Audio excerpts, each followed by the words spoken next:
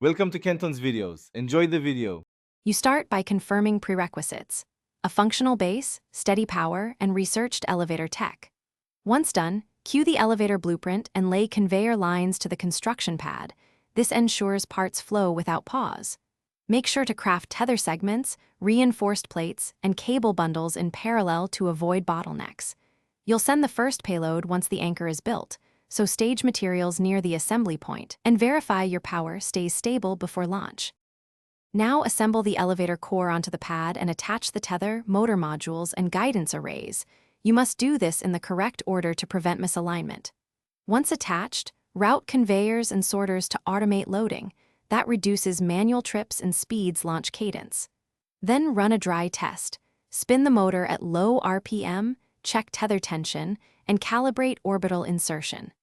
If tension climbs unexpectedly, stop and rebalance payload distribution. Don't force a launch.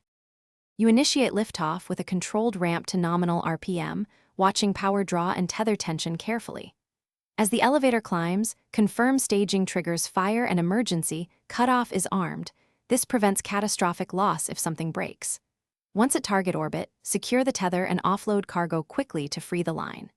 If things go wrong, lower RPM immediately, disengage the drive, and inspect connectors and tether segments. Replace damaged pieces. Rebalance mass.